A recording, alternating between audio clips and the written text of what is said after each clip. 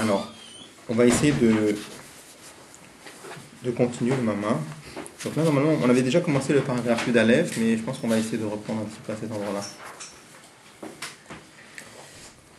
Alors, qu'est-ce qu'on avait vu? En fait, on était en train d'expliquer les trois niveaux de Hamshacha, qui étaient Tzedaka. Tzedaka, c'est quoi? C'est combler un manque. Ensuite, il y a Ashirut, la richesse. La richesse, c'est plus que combler, c'est donner à quelqu'un plus que le manque. Et après, il y a la notion de Chesed. Chesed, c'est plus que la richesse. Pourquoi? Parce qu'on a vu que la notion de Ashirut, c'est quoi? C'est donner même à un riche. Alors, un riche, la richesse, il a déjà. Alors, on avait dit à quoi ça correspond dans le dévoilement de Dieu dans le monde. Il y a aussi ces trois madrigotes. Le lien de Tzedaka, c'est quoi? C'est combler un manque qu'il y a eu dans le monde. Qu'est-ce que combler un manque? C'est-à-dire, tant qu'on parle d'un niveau de lumière divine, qui a un cache, qui a une shaykut, qui a un lien avec le monde, alors ça s'appelle un manque pour le monde. Après, on a vu qu'il y avait dévoilé dans le monde ce niveau de Or Eloki, ce niveau de lumière divine qui est au-delà d'avoir une shaykut avec le monde, qui transcende complètement le monde. Ça, c'est la notion de richesse. Et après, il y avait le lien de chesed, ça c'est encore plus haut que le lien de richesse. Donc, alors, quand on parlait dans les dévoilements de Dieu, on avait vu que le premier, la notion de la notion de tzedaka, c'est quoi?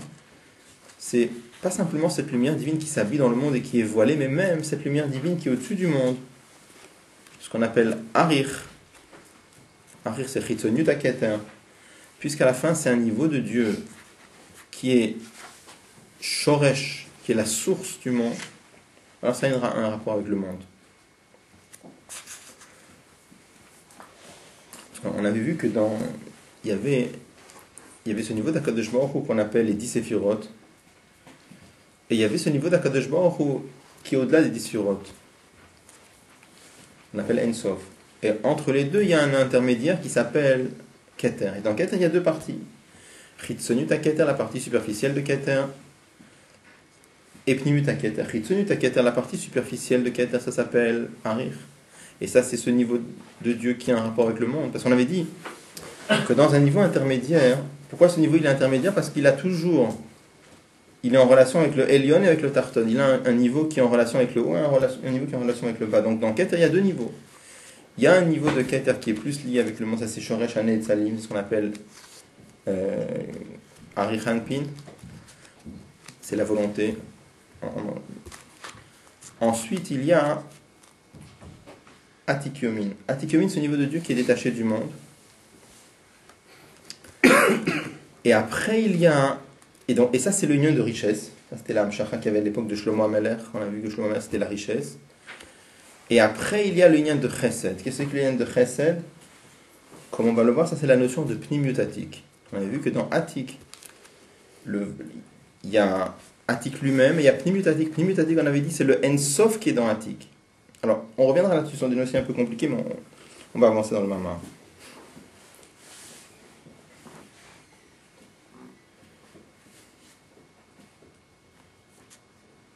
Alors, on avait commencé le Yud Aleph, mais on va reprendre à cet endroit-là. Et le Rabbi Rachab explique dans son Mama, par le fait que dans le futur, quand Mashiach viendra, le dévoilement dans le monde viendra de la partie profonde de Atik, c'est-à-dire Ein Sof Sheberadlo, c'est-à-dire le Ein Sof qu'il y a dans la partie la plus profonde de Keter, de Atik. Shelma la Me'am Shachashai Tabim et Shlomo, qui était beaucoup plus haut que ce qu'il y avait à l'époque de Shlomo HaMelech, parce qu'à l'époque de Shlomo HaMelech, c'était quoi?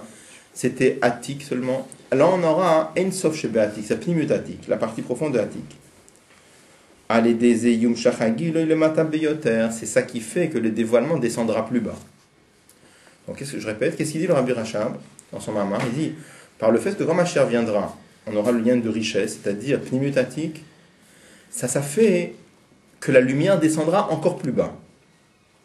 Pourquoi? Il explique. Comment on le voit? Il dit comme ça. Comme c'est mentionné dans les livres de Kabbalah du Harizal, Etzraim, Dans l'élévation de la royauté, il y a 7 niveaux. La royauté, encore une fois, c'est la source du monde. Ce niveau de Dieu qui est la source du monde.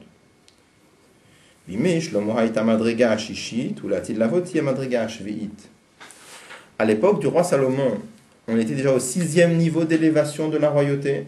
Et quand Mashiach viendra, on aura le 7e niveau.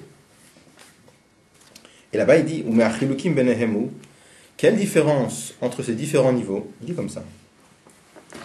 Dans le 6e niveau, celui qui était à l'époque de Shlomo HaMelech,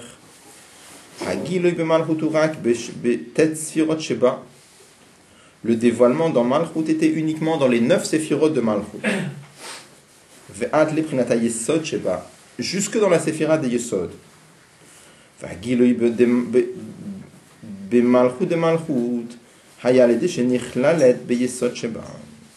Et le dévoilement dans Malchut de Malchut se faisait par le fait que Malchut était englobé dans Yesod. Madriga Shvit, par contre, quand il y aura le dévoilement, la Atid Lavo, le dévoilement il sera même dans Malchut de Malchut, c'est-à-dire tel qu'elle est à sa place.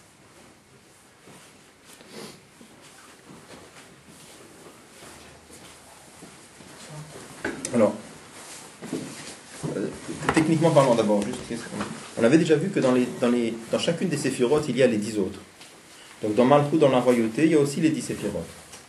Donc qu'est-ce qu'il dit là-bas? Il dit que à l'époque de Shlomo HaMelech, le dévoilement dans Malchut, il était que dans les 9 premières séphirotes. Donc c'est-à-dire de Chochma jusqu'à la 9e, c'est quoi? C'est Yesod.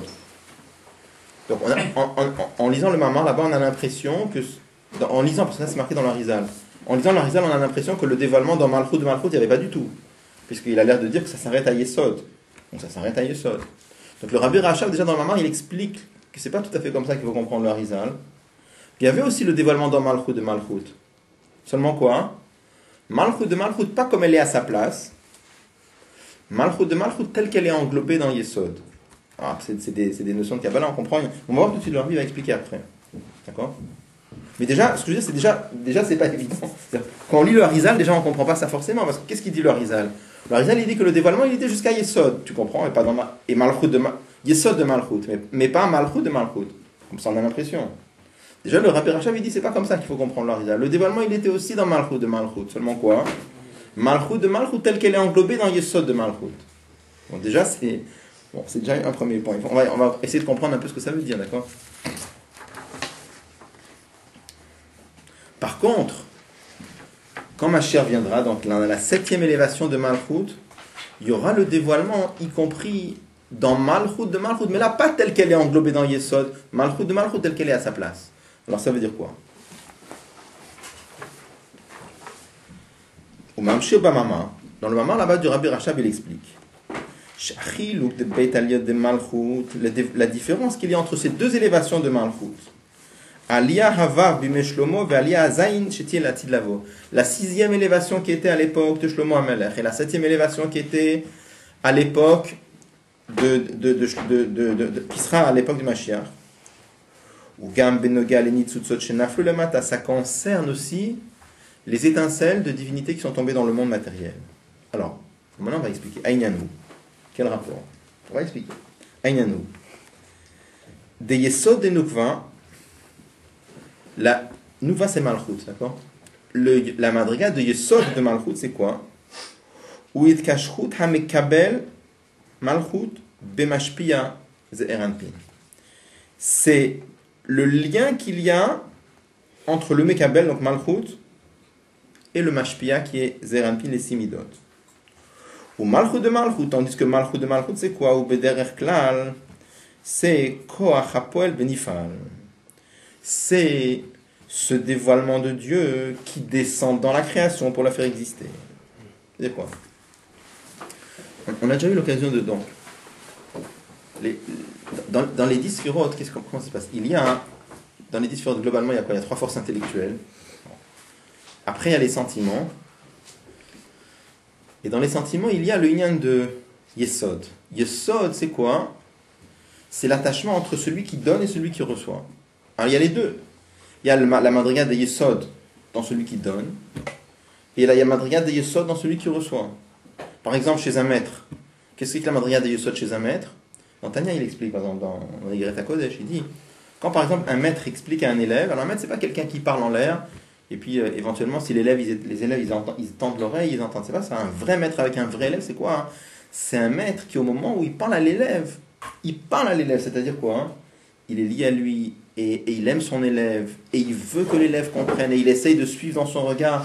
Est-ce qu'il comprend, est-ce qu'il comprend pas? Et si ça va pas, il répète, et il lui demande, t'as bien compris, etc. C'est-à-dire qu'il y a un vrai kesher, il y a un vrai lien. On parle d'un vrai maître, évidemment. Il y a un vrai kesher entre le maître, un vrai lien entre le maître et l'élève. Ce lien, ça s'appelle, ça c'est yesod, c'est le yesod de celui qui donne. Ça c'est le yesod de Zo, par exemple. Maintenant, le yesod de Malchut, c'est quoi? Ça c'est l'attachement du mashpia, de celui qui donne envers celui qui reçoit. Et c'est quoi l'attachement de celui qui reçoit envers? C'est dans l'autre sens, c'est-à-dire qu'un maître, un élève, pardon, au moment où il reçoit, alors encore une fois, on parle d'un vrai maître. Imaginez par exemple des chassidim devant le rabbi, ou imaginez à l'époque les gens qui étaient devant les Tanaïm, les élèves des Tanaïm qui étaient devant leur maître, ou devant les Amoraïm. Au moment où le maître parlait, les élèves s'effaçaient complètement. Ils sortaient complètement de leur situation, ils tendaient l'oreille de toutes leurs cohortes. Ils étaient complètement tendus vers... pas tendus, c'est pas le mot,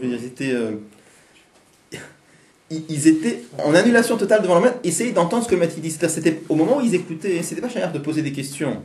Parce qu'ils essayaient d'entendre chaque mot, de comprendre ce qu'il disait, mais ils n'étaient pas en train de se dire, tiens, mais ailleurs, il nous a dit, c'est marqué autrement, et puis lui, il nous a dit une fois le monde. Ils essayaient déjà d'ingurgiter complètement ce que le maître disait. Après, une fois qu'ils avaient emmagasiné, après, ils commençaient à se casser la tête. Tiens, il a dit ça, mais une fois, il a dit ça. Comment ça marche avec ce qu'il a dit ailleurs? Mais au moment où ils étaient devant leur maître, ils étaient en bitoul total.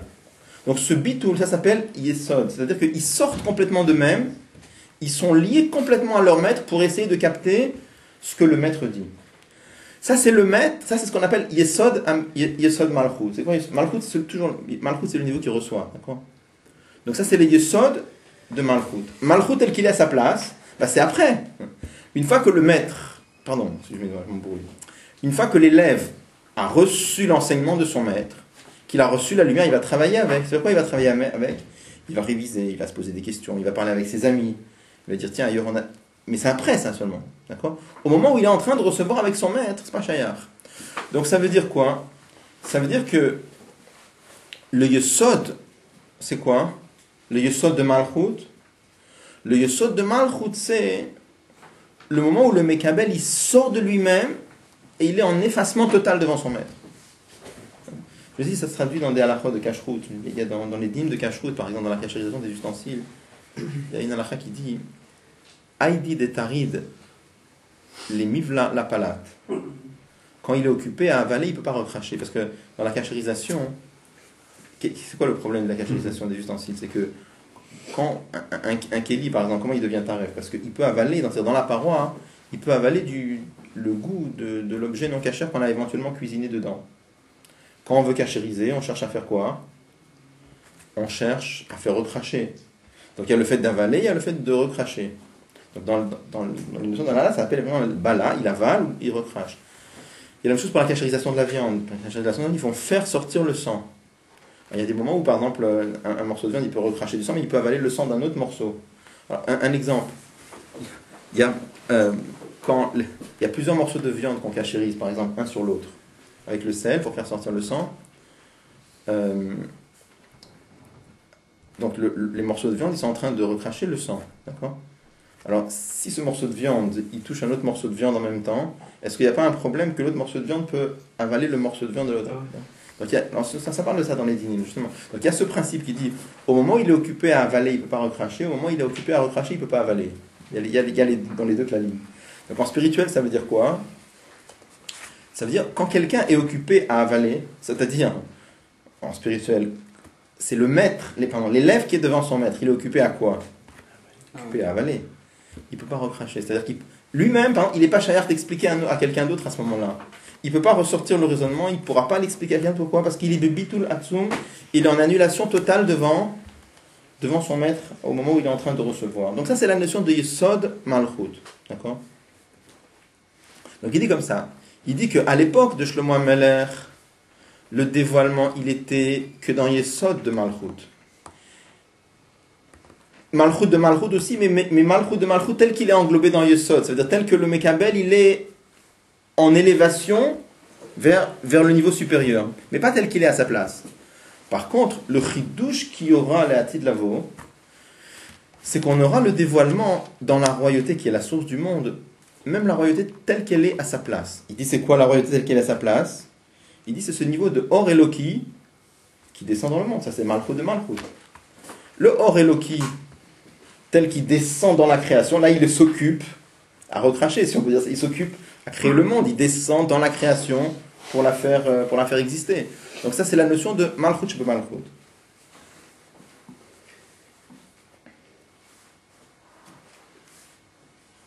Alors regarde, on peut relire dans les mots, il dit comme ça, Vaïnianou. Des Yesod et Nukva, ce qu'on appelle le Yesod de Malchut, c'est quoi? Ouid Kashrut Ham Mekabel Malchut Bamash Piazo. C'est l'attachement du Mekabel, de celui qui reçoit, envers celui qui donne. Par contre, Malchut de Malchut ou Bederech Klal, qu'est-ce que c'est Malchut de Malchut? C'est Malchut telle qu'elle est à sa place. C'est-à-dire c'est Malchut telle qu'elle peut descendre dans la création. Koach Hapoel Benifal, ça c'est la force de créer, qui descend dans la création. Velachen, et c'est pour cela.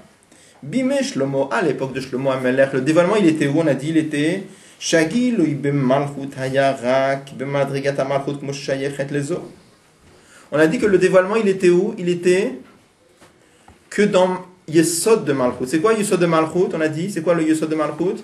C'est Malchut telle qu'elle est en élévation vers le niveau de qui elle reçoit. De qui elle reçoit? De Ze'er Anpin. Donc c'est pour ça qu'il dit, le dévoilement il était dans Malchut telle qu'elle est liée avec Ze'er Anpin. Alors c'est pour cela que Gam Hala Denitzutzot Shenaflu le matin, le dévoilement dans les étincelles qu'il y avait en bas, Haïtarak Beotamanitzutzom Sheshaïchin Largish Or Eloki.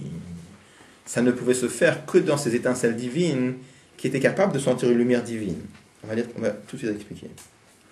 Ou là, Tidlavo, par contre, dans le futur, quand ma chère viendra,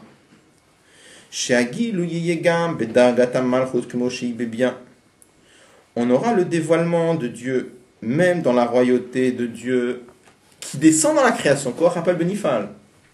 C'est-à-dire qui descend dans Bria Yetzirasia, qui descend dans les mondes inférieurs. Y compris ce niveau de Dieu qui descend dans la création. Alors, même ces étincelles de divinité qui se sont éloignées de la royauté. Et c'est pour ça qu'elles ne peuvent pas sentir la lumière divine. Et même ces étincelles de divinité qui se sont tellement éloignées, à tel point qu'elles-mêmes elles sont devenues comme quelque chose de négatif. On va essayer d'expliquer. Même celles-là, elles vont s'élever, et ils vont être englobés dans la Kedusha. Bon, on va déjà essayer ça, c'est déjà un peu... Bon. Alors, on a déjà vu que dans les étincelles, on sait que dans chaque chose qui existe dans ce monde-là, il y a des étincelles de Kedusha qui le fait vivre. Maintenant, dans ces étincelles, c'est marqué qu'il y a plusieurs niveaux d'étincelles. Il y a des étincelles divines qui sont d'un très haut niveau. Il y a des étincelles qui se sont éloignées énormément. Et à tel point qu'il y a des étincelles pour lesquelles on dit qu'elles sont devenues comme des choses négatives. On amène aussi un exemple de la notion de Khatichan Nasit Nevela. Alors, d'abord dans les étincelles, je dis qu'il y a plusieurs niveaux. Il y a des étincelles qui sont pas trop loin de la royauté et des étincelles qui se sont éloignées. Ça veut dire quoi? Est-ce que ce sont des étincelles qui sont à un niveau où ils peuvent ressentir le dévoilement ou des étincelles qui ne peuvent pas ressentir? Si je reprends par exemple ce qu'on avait vu à l'époque de Shlomo HaMelech, qu'est-ce qui s'était passé? On a vu qu'il y avait la reine de Saba, Malkat Sheva, qui avait entendu la grandeur de Shlomo HaMelech. Elle est venue jusqu'à Yerushalayim. Pshat simple, c'était de la curiosité. On lit le verset, bon, c'était de la curiosité, c'est-à-dire elle avait entendu un homme très chacham, très intelligent. Nous on a vu, en Chassout, c'est marqué que c'est pas juste ça. C'est pas juste une affaire de curiosité. Elle avait envie de sentir le dévoilement divin. Donc on avait dit, c'est quoi le chidouche de Shlomo HaMelech? C'est que même des étincelles qui étaient loin de lui, qui étaient loin de Yerushalayim, il avait une influence à distance. Pourquoi? Parce qu'il avait un tellement haut niveau de lumière que finalement, qu'est-ce qu'on avait dit avant? On avait dit que quand on met un grand feu et qu'il y a des petites étincelles, Alors les petites étincelles, elles sont happées, elles sont attirées par le grand feu. La petite étincelle a envie de venir se fondre dans le grand feu. Plus le feu est grand, plus il va attirer des étincelles qui sont loin. D'accord? Mais, jusqu'à où ça marche ce principe-là? Il faut que les étincelles, elles soient allumées encore. Tant que quand les étincelles, elles sont éteintes, alors ça marche plus, même tu mets un grand feu, ça va rien faire. Vous voyez, c'est ce qu'il dit dans la note, vous voyez, la note 62, pardon, ici en bas. Vous voyez, c'est comme le grand feu qui attire les étincelles. C'est que des étincelles qui ne sont pas éteintes. Mais si l'étincelle elle est éteinte, ça ne marche pas. Donc qu'est-ce qu'il veut dire? Il veut dire, nous on avait vu que Shlomo HaMelech, il avait une influence sans se déplacer, Bederach Shalom on avait vu, sans se déplacer, même sur des étincelles qui étaient lointaines. Et Rabbi dit, mais n'empêche que ces étincelles qui étaient lointaines, c'est quand même des étincelles qui peuvent sentir quelque chose. Parce que des étincelles qui ne peuvent pas ressentir, Shlomo HaMelech, il n'avait pas d'influence sur eux. Donc ça colle très bien avec ce qui est marqué dans l'Arizal. Pourquoi ça colle très bien avec ce qui est marqué dans l'Arizal? Qu'est-ce qu'on a dit tout à l'heure? On a dit qu'à l'époque de Shlomo HaMelech, le dévoilement, il était jusqu'à où? Jusqu'à Malchut, mais Yesod de Malchut. C'est quoi Yesod de Malchut? Yesod de Malchut, c'est Malchut tel qu'il est lié avec le niveau supérieur. C'est-à-dire, Malchut tel qu'il est en élévation. Traduit dans les étincelles, ça donne quoi? Malchut tel qu'il est en élévation. Des étincelles qui sont capables de ressentir. Ça veut dire Malchut tel qu'il est en élévation. Mais des étincelles qui sont tellement éloignées qu'ils ne peuvent pas ressentir. Malchut qui est à sa place. Ou alors des étincelles plus que ça, que non seulement ils sont éteintes, mais il s'est marqué en Chassout qu'il y a des étincelles pour lesquelles elles-mêmes elles sont devenues négatives. Quand on parle d'étincelles, on parle du clal des rapartis. Oui. Par exemple, pour les étincelles qui sont éteintes, les étincelles qui sont éteintes, c'est marqué, je dis, il y a un principe qu'on amène même de Kashrut. Chaticha atzman asit nevela. C'est quoi Chaticha atzman asit nevela? C'est comme ça. Vous savez que dans les dîmes de Kashrut, on peut annuler quelque chose de pas kasher par rapport à quelque chose de kasher si c'est un mélange homogène et s'il y a 60 fois plus de kasher que de pas kasher. Bon. Par exemple, si vous avez un morceau de viande qui a reçu en lui un liquide non kasher, par exemple, qui est rentré à l'intérieur. Alors si dans le morceau de viande, il y a 60 fois plus que dans le morceau de kasher, ça s'annule. Bon. S'il n'y a pas 60 fois plus, le morceau est devenu pas kasher. Bon. Maintenant, imaginez que ce morceau pas kasher, il tombe dans une soupe. Qu'est-ce qui va se passer avec la soupe? Alors on va dire, s'il y a 60 fois plus dans la soupe, ça va aller. Mais 60 fois plus que quoi? D'accord? Imaginez par exemple, je sais pas moi, que on va parler en grammes par exemple. Imaginez que c'était un morceau de 50 grammes dans lequel il y avait 10 grammes de pacachère qui sont tombés dedans. D'accord? Donc normalement il faudrait dans la soupe que j'ai 60 fois de quoi annuler les 10 grammes de taref du départ. On te dit non. Puisque tout le morceau est devenu taref, il faut 60 fois annuler tout le morceau. C'est-à-dire pas simplement les 10 grammes de tarif qu'il y avait dedans. Pourquoi? Parce qu'on dit le morceau lui-même est devenu taref. C'est pas juste qu'il est devenu taref parce qu'il y a du taref dans lui. Lui-même il est devenu taref. Pourtant il était caché au départ. Et ça c'est comme si le caché s'est transformé en taref. D'accord? Bon. La Svara, il faut comprendre, je sais pas, moi je m'en souviens, c'est quelque chose qu'on apprend, mais en tout cas c'est. Alors, on amène la même chose. On dit comme ça que dans les étincelles de Kedusha qu'il y a dans les choses, il peut y avoir, par exemple, c'est marqué, il y a beaucoup d'endroits où vous voyez sur la chaîne que dans les klipot atmeot, il n'y a pas de nitzut seloki. Vous voyez souvent sur la chaîne, dans les klipot impurs, en baem tov klal, il n'y a rien de bien dedans. C'est marqué en chassout qu'il y a aussi des étincelles de divinité, même dans les klipot atmeot, sinon ça ne pourrait pas exister. Seulement quoi? C'est marqué que le nitzut atzmonasit nevela, que le nitzut lui-même, il est devenu quelque chose de négatif. Comment est-ce qu'on peut faire une avoda de birourim sur ça? C'est les 365 lotas qui permettent de faire le birourim sur les... Alors, le bureau du Béhémar, c'est dans certaines madrigos de Tchouva. Il y a peut-être dans Pikuach Nefesh, je sais pas. C'est que dans Pikuach Nefesh, quand quelqu'un mange du taref dans un matzav de Pikuach Nefesh, c'est permis. Si quelqu'un est malade, il y a une sakana et qu'un médecin dit qu'il a besoin de manger telle et telle chose qui est taref, il a le droit de manger. Bon. Alors, là, si vous regardez dans le Guéret Akot, dans le droit, il parle de ça, il dit Naase loketer gamour, ça devient entièrement autorisé. Le mot gamour est entre crochets. C'est-à-dire, je ne sais pas si ça veut dire que l'Admoraz Hakanyemi, il avait un doute ou pas un doute, je ne sais pas comment il faut comprendre, quel est le. Mais c'est possible, je ne sais pas comment ça reste, parce que l'Admoraz Hakanyemi, il a mis entre crochets. Est-ce que ça veut dire que, par exemple, dans Clip, quand quelqu'un mange des choses, des clipotatmiot, il élève l'étincelle qu'il y avait dans les choses? Parce qu'on peut dire de deux façons. On peut dire c'est interdit, mais la Torah a permis l'interdiction, mais ça ne s'élève pas. Ou alors on peut dire non, ça s'élève. Je ne sais pas comment il faut dire. C'est possible, il y a peut-être cette possibilité. Je ne saurais pas dire. En tout cas, là, il dit que l'Atid Lavo, il y aura le dévoilement dans Malchut tel qu'elle est à sa place. Ça veut dire pas Malchut tel qu'elle est en élévation vers les niveaux supérieurs. Ça donne quoi? Malchut tel qu'elle est en élévation, ça voudrait dire les étincelles qui sont capables de sentir un Gilouï or. Il dit non, l'Atid Lavo, quand ma chère viendra. Et ça, c'était à l'époque de Shlomo HaMelech. À l'époque de Shlomo HaMelech, il y avait un Gilouï dans ces Nitzutzot-là, mais que ces Nitzutzot-là qui étaient capables de sentir un Gilouï or. Mais ces Nitzutzot-là, qui ne sont pas capables de sentir un Gilouï or, là-bas, il ne pouvait pas y avoir le dévoilement. D'accord ?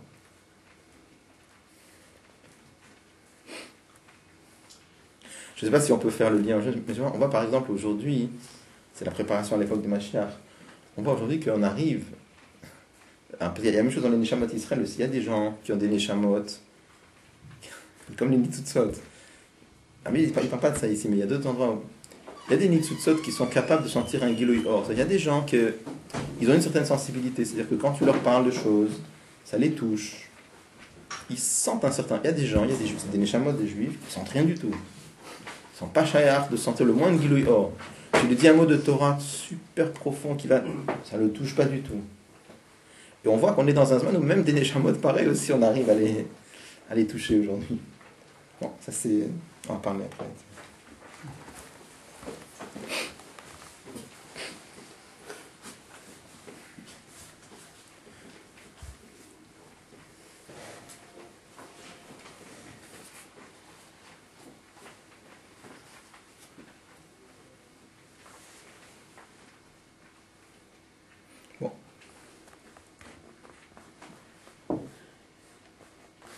Il dit même ces étincelles qui sont tellement éloignées qu'elles sont devenues comme du mal, même elles vont s'élever aussi, et elles vont monter dans la Gdusha. Après il dit veillez teramiser, plus que cela encore. Chez Gamma Gashmi Atzmo, le matériel lui-même, pas seulement l'étincelle divine qu'il y a dans le matériel, mais même le matériel lui-même. Il sera complètement unifié avec Dieu. Bon. Le Gashmi, pour moi, c'était ça, Malchut. Là, on parlait du Nitzut. On parlait de Nitzut, Malchut. Là, il dit même le Gashmi lui-même, aussi, il sera en union totale avec Dieu. Et il rajoute, c'est pas fini. Regardez ce qu'il dit. Le fait que quand Mashiach viendra, le matériel sera complètement unifié avec Dieu.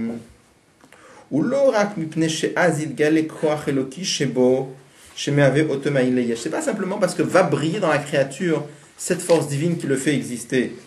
Cette force des créatrices qui crée le Gashmi va briller en lui. C'est pas que ça. Et là, chez Gamanifal Atzmo, mais que même la créature elle-même, même la matière elle-même de la créature, sera complètement unifiée avec Dieu. Et la raison de cela, c'est quoi? Parce que quand Mashiach viendra, on aura le dévoilement de la partie profonde de Atik. C'est comme on a dit, c'est comme l'essence de Dieu. C'est pour ça qu'on aura le dévoilement même dans Malchut Shebemalchut, c'est-à-dire Malchut, pas Malchut telle qu'elle est en élévation vers les niveaux d'en haut, mais Malchut telle qu'elle est à sa place. Veuillez teramiser, et plus que cela, Gam le Mata Beolamazé Agashmi, même dans ce monde-là, dans ce monde matériel, Benitzut Sotakdusha Shebedvarim Agashmim, dans les étincelles de divinité qu'il y a dans les choses matérielles, le Gamanitsut Sotchenit même dans les étincelles qui sont complètement éloignées, mais même dans les choses matérielles elles-mêmes. Donc qu'est-ce qu'il dit? Là, il a ramené en résumé les mots du Rabbi Racham. Il dit que quand Mashiach viendra, il y aura le dévoilement de Dieu. Ce sera la 7e élévation de Malchut, c'est-à-dire qu'on aura le dévoilement de Dieu dans les niveaux les plus bas. C'est-à-dire non seulement dans les étincelles qui sont éloignées, mais même les étincelles qui ne sont pas capables de sentir. Et le Rabbi rajoute, et même dans le Gashmi lui-même, même dans le matériel lui-même. Bon. A priori, comment on comprend ça? Pourquoi ce sera comme ça quand Mashiach viendra? A priori, on comprend parce que normalement, il y a un clan en Chassidut qui explique, qui dit la chose suivante: Kol hagavoa beyoter, yored lemata beyoter. Tout ce qui est plus élevé est capable de descendre plus bas. D'accord? C'est quoi le pshat? Quel est le pshat? C'est très simple. Kol hagavoa beyoter, ça veut dire, prenez, par exemple, vous avez une petite lampe. Alors elle va briller combien? Elle va briller sur 10 mètres. Vous allumez une grande lampe, elle va briller sur 20 mètres. Vous allumez une lampe encore plus forte, elle va briller plus loin encore. Si on met une lampe qui est infinie, alors on peut imaginer que ça va briller jusqu'à l'infini. Donc on a l'impression, dit comme ça, quand Mashiach viendra, puisqu'on aura un dévoilement encore plus fort, parce que ça sera Ensof Sheberadlo, c'est-à-dire finalement l'essence de Dieu, alors c'est pour ça que ça va arriver partout. Comme ça on comprend a priori. Ah, mais dit c'est pas ça le pshat. Mais dit c'est autre chose. On prend, regardez. Vieshloma. Il n'y a pas encore dit. Non. D'accord, ok.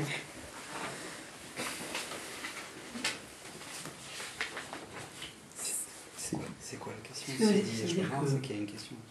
C'est-à-dire que ça va se dévoiler dans le matériel lui-même. Puisque le matériel, c'est la parole de Dieu.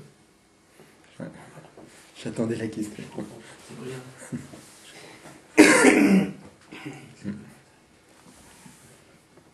On est, c'est la question musulmane. Qu'est-ce que ça veut dire que ça va se dévoiler pas seulement dans le Koach Eloki, mais même dans la matière elle-même. Mais la matière elle-même, ça n'existe pas tout seul. On va lire un peu la suite, on va... C'est des choses un peu compliquées. Bon, c'est... Alors, il dit, on peut dire, la raison sur le fait, par le fait que quand on aura ce dévoilement de Dieu, c'est la partie profonde de Atik, on aura le dévoilement partout. Il dit pourquoi? Parce que Pnimutatik, qu'est-ce que c'est que Pnimutatik? Il dit ça c'est l'essence de Orensov, c'est l'essence de Dieu. Et alors Dilgabé Atzmut Orensov, alors on va passer la page d'après, c'est Noum Dalet. Normalement je les ai pas. C'est facile.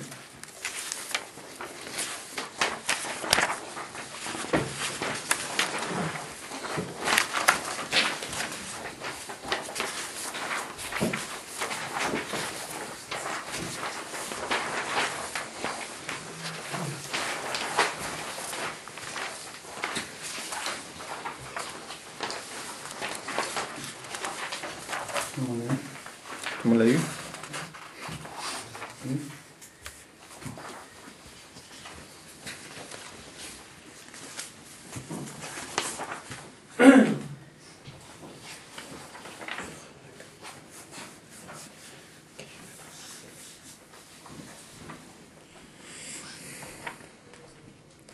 Dilgabe Atzmut Rensov, il dit par rapport à l'essence de Dieu, Ein Shum Metziut Shechutz Mimenu. Il n'y a aucune existence en dehors de lui. Adraba, au contraire, Amitati Matsoid Barer ou Ametziut Shel Kol Hanimtsaïm. la vraie existence de Dieu, ça, hein, c'est la vraie ça c'est l'existence des créatures. Ça c'est un mot du Rambam, tel que le Rabbi l'explique. Il explique à un niveau très très très très très haut. Je ne sais pas si c'est sûr que le Rambam avait compris comme le Rabbi le comprend dans le Rambam, mais en tout cas c'est bon.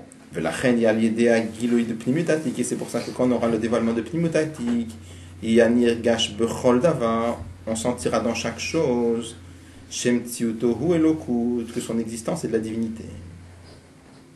Voilà, c'est des mots. Hein. Je ne sais pas si je vais réussir à...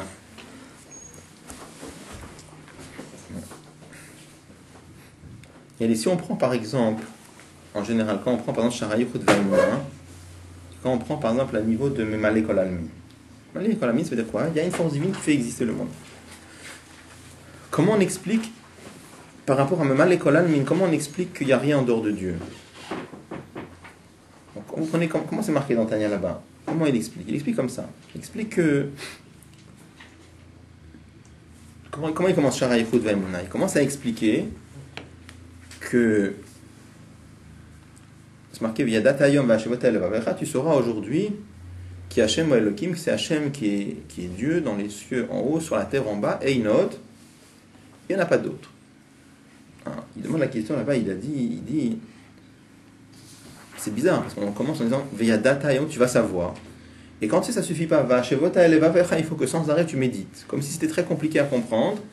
Que quoi que Einod, qu'il n'y a pas d'autre Dieu. Il dit, mais comprendre qu'il n'y a qu'un seul Dieu, c'est très facile.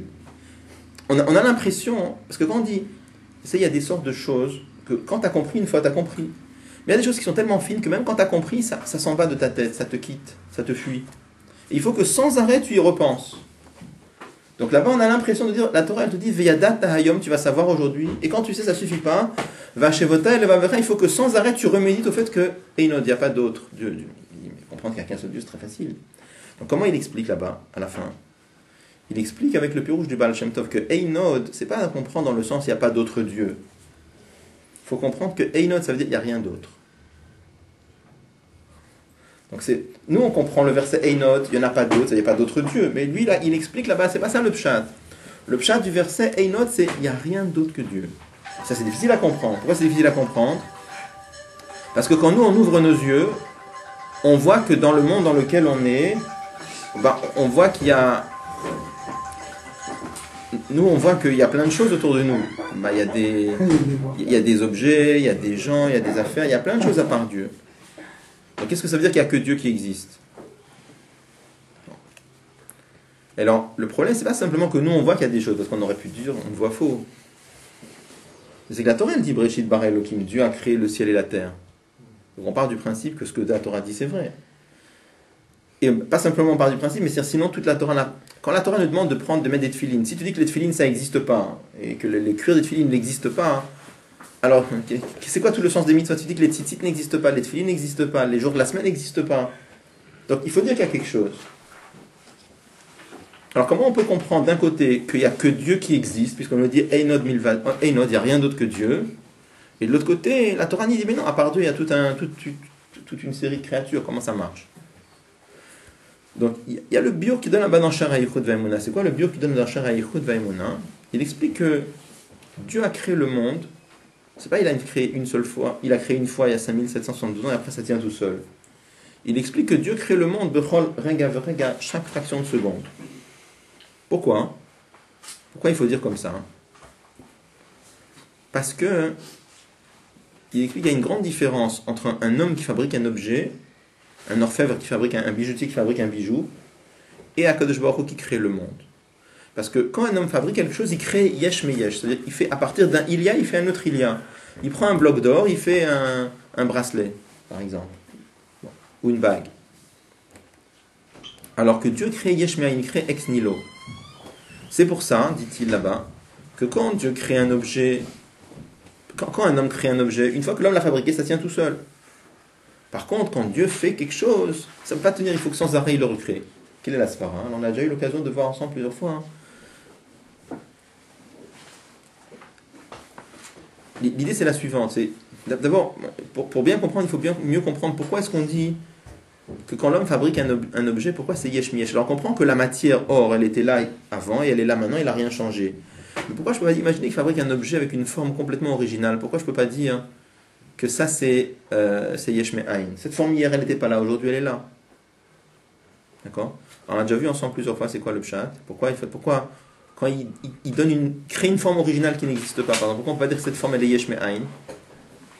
On a dit parce que l'or, dès le départ, est un matériau qui se prête à toutes les formes qu'on va lui donner. C'est-à-dire que l'or au départ c'était quoi? C'était un lingot, c'était une forme de cube ou de parallélépipède. Il n'était pas obligé d'avoir la forme de cube ou de parallélépipède. Il avait cette forme-là, mais il aurait pu avoir toutes les formes. C'est comme si je te disais, l'or se prête à toutes les formes. Traduisant en d'autres mots, c'est exactement pareil que de dire potentiellement l'or a toutes les formes. Et quand tu lui donnes une forme, même complètement originale, qu'est-ce que tu as fait? Tu n'as fait que révéler une potentialité. Ça ne s'appelle pas yesh me'ayin.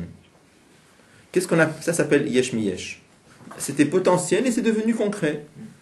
Donc on arrive à une notion de yesh me'ayin très profonde. Yesh me'ayin, c'est quoi? Le vrai yesh me'ayin, c'est pas juste que hier elle n'était pas là, aujourd'hui elle est là. Yesh me'ayin, c'est que hier, ça pouvait pas être là. C'est beaucoup plus fort. Parce que si tu dis hier ça pouvait être là, c'est pareil que de dire potentiellement il était déjà là. Donc quand on dit que Dieu a créé le monde yesh me'ayin, ça veut dire quoi? C'est-à-dire que Dieu a créé un truc impossible. Ça ne peut pas exister le monde.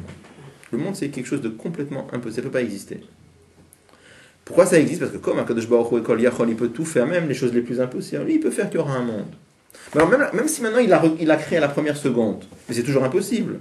Mais lui, il peut, comme Akadosh Baruch Hu, il peut faire des choses impossibles, alors il peut faire que ça sera. Mais la fraction de seconde d'après, c'est toujours impossible. Alors il faut qu'il le refasse.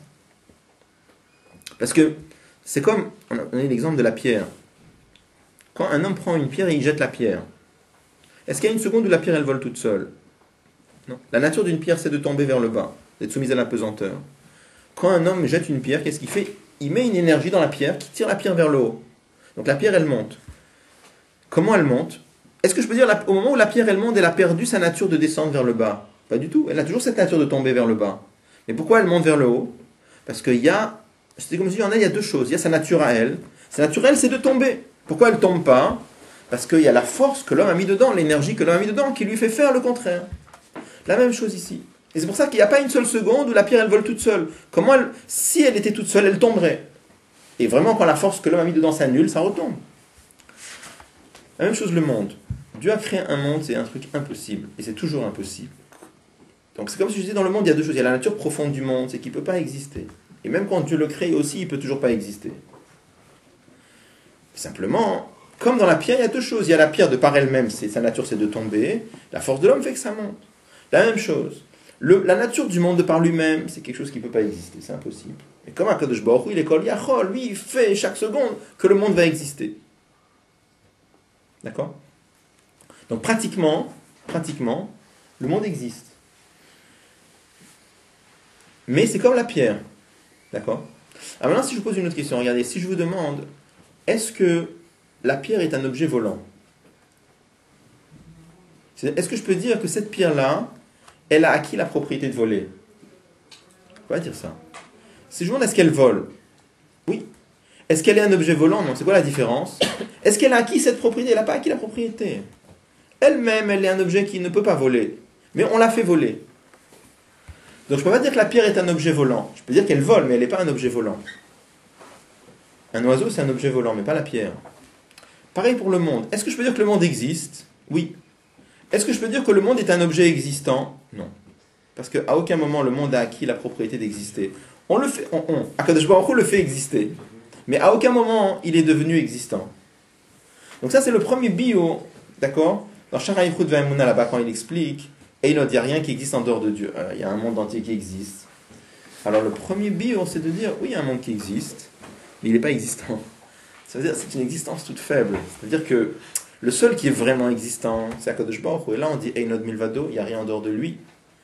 L'existence du monde, c'est une existence toute faible. C'est une existence que chaque seconde, Bechol Rega Verega, il faut le porter à l'existence.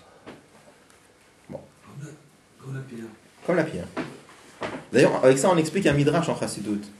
Parce qu'il y a un midrash très curieux. Il y a un midrash qui dit comment Dieu a créé le monde.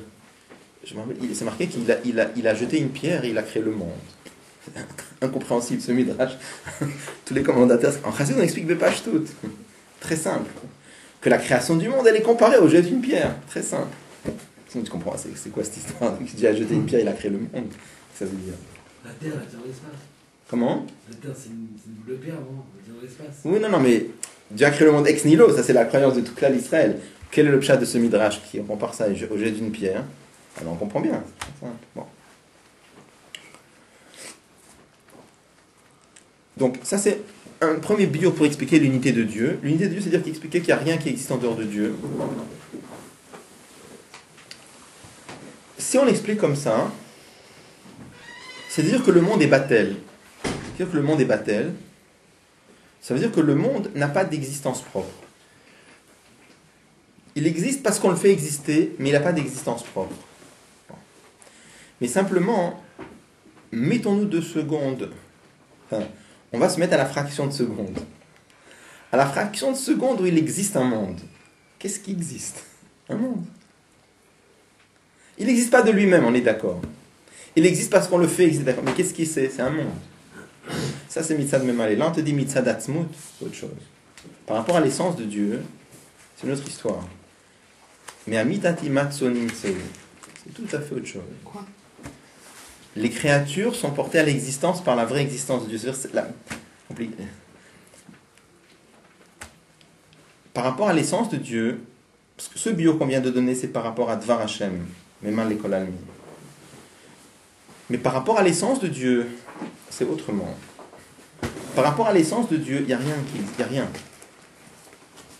C'est simplement, mais à mitati matsonim tseu, de par la vérité de son existence, les choses existent.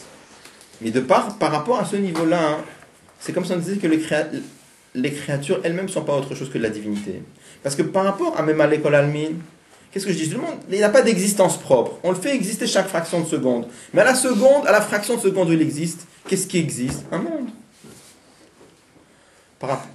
Donc, sauf kol sauf, il y a un petit chisaron dans Ardout. Il n'existe pas de lui-même, mais quand il existe, alors il y a oui un monde. C'est le rapport qui est entre la parole de Dieu et la créature. Comment? Ça, c'est le rapport qui est entre la parole de Dieu et la création et la créature. Ouais. Il y a aussi un rapport entre la parole de Dieu et Dieu lui-même. Oui, bien sûr. Mais par rapport à ça, c'est comme le rayon du soleil dans le soleil, ça n'existe pas. Alors après, il y a plus haut, il y a par rapport à Somev Kolalmin. Et après, il y a par rapport à l'essence de Dieu. Par rapport à l'essence de Dieu, il faut dire, mais Amitati Matsonim Tseu, que les choses n'existent. C'est-à-dire comme ça. Et par rapport à Sovev, alors? Par rapport à Sovev, comment ça marche? Alors, déjà, par rapport à tous les dévoilements de Dieu. Par rapport à Memalé, on est d'accord, il y a un Chisaron. Oui.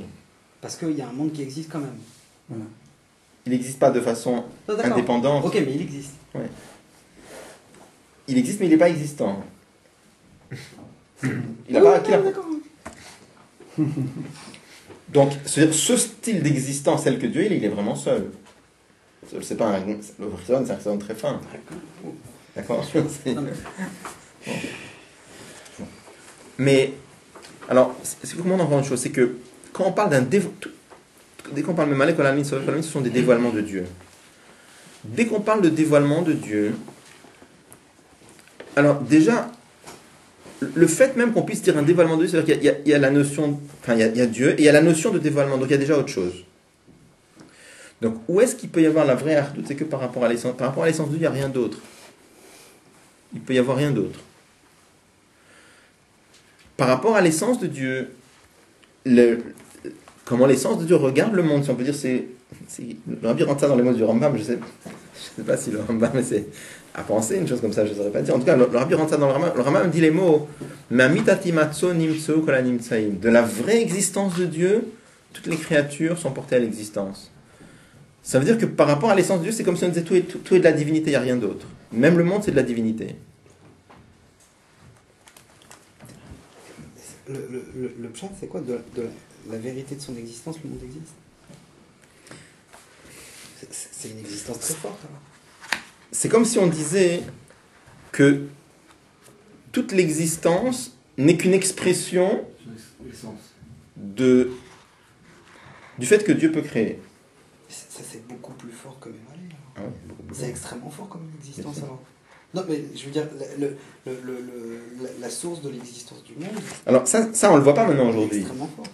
On ne le voit pas aujourd'hui, ça. Ça, c'est ce qui va se dévoiler quand Mashiach viendra. Dans le monde, il y aura ça, quand Mashiach viendra, ça va être ça. Ça, c'est ce qui va se dévoiler.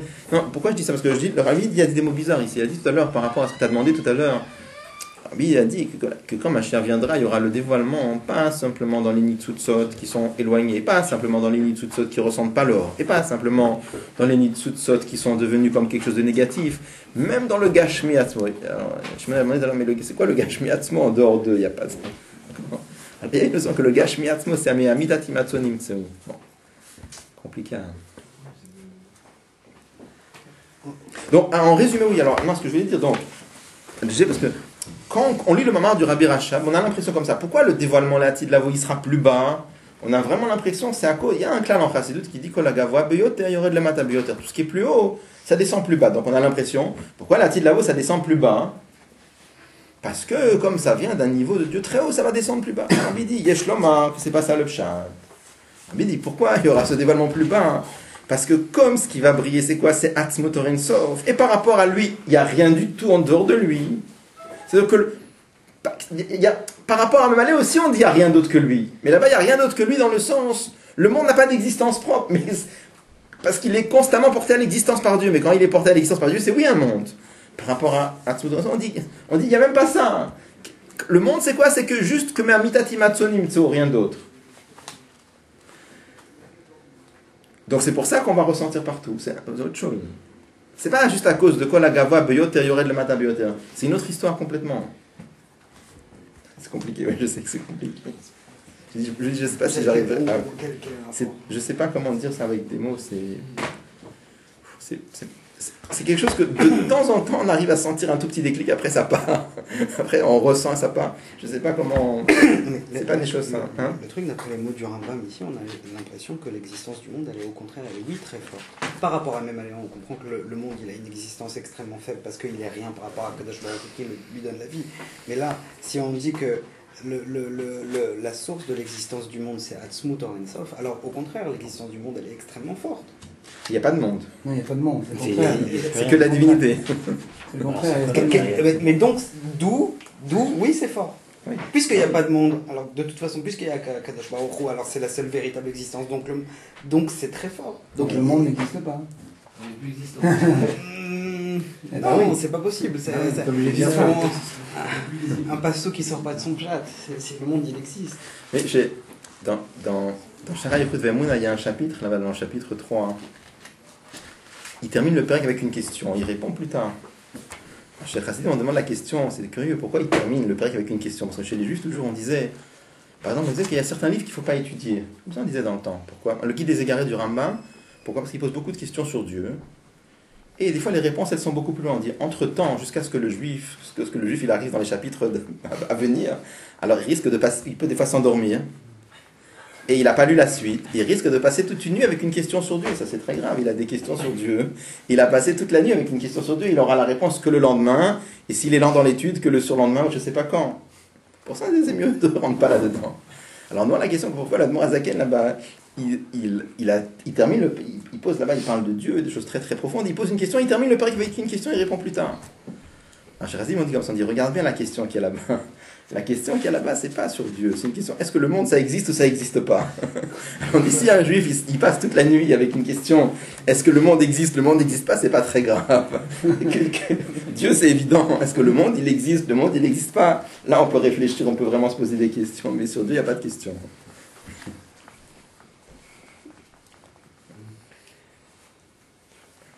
Alors, peut-être on lit juste les quelques lignes, au moins on termine par là, on reprendra, mais elle m'a dit comme ça. Alors je prends la deuxième ligne, après le petit 63, oui.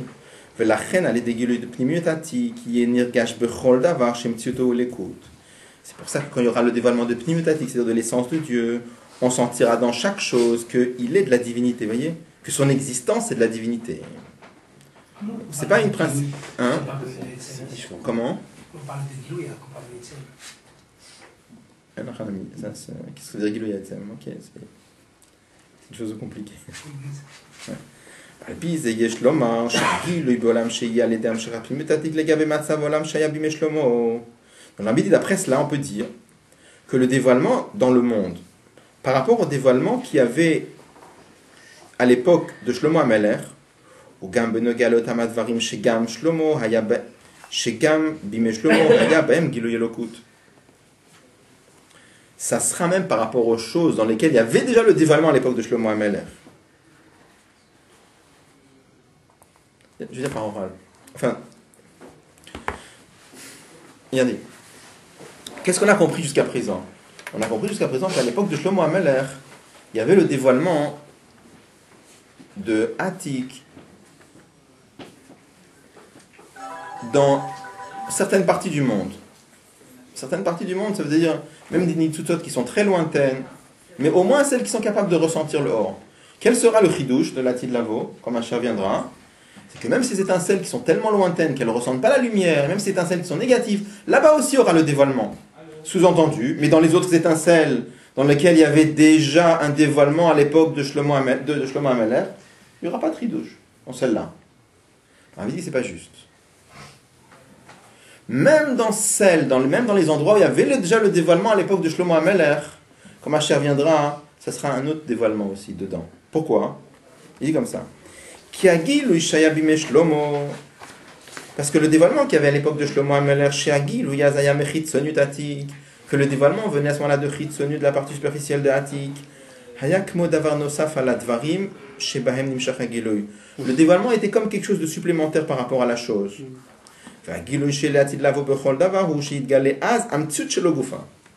Tandis que le dévoilement qu'il y aura quand Mashiach viendra, c'est pas qu'on va dévoiler quelque chose, un élément étranger, on va dévoiler la vraie existence de chaque chose. Regardez, quand je prends, quel que soit le niveau de dévoilement de Dieu que je prends, la créature et le dévoilement de Dieu, ça reste deux choses. Pourquoi? Parce que la créature, c'est une créature, et le dévoilement de Dieu, c'est un dévoilement de Dieu. Et comme c'est un dévoilement, chaque dévoilement, il a un tsur, il a une forme. Donc sa forme à lui, c'est être un certain dévoilement de Dieu. C'est pour ça que le monde et ce dévoilement, ça reste deux choses. Donc quand le dévoilement va briller dans la créature va sentir ce dévoilement, mais ça reste comme quelque chose de supplémentaire par rapport à la chose. La petite lavo, il y aura le Amshachata Atzmut. Amshachata Atzmut, ça va faire l'essence de Dieu. L'essence de Dieu, ça fait quoi? C'est pas qu'on dévoile quelque chose d'étranger dans la création. On dévoile la vraie méthode de chaque chose, comme on a dit tout à l'heure. Mais puisqu'on dévoile la vraie existence de chaque chose, c'est pas quelque chose d'autre qui vient se dévoiler dedans. On dévoile la vérité de chaque chose, que c'est de la divinité. Donc là, ça fait un chidouche. Donc finalement, le chidouche de l'époque de Mashiach par rapport à Shlomo HaMelech, c'est pas qu'on va dévoiler Dieu dans plus de choses, dans des choses qui sont plus lointaines. Même dans ces choses-là, dans lesquelles Shlomo HaMelech avait amené déjà le dévoilement, c'était que des Giloïm, la Tidlavo, ce sera le Etzem. Bon, je suis d'accord si vous me dites que c'est difficile, je suis très d'accord.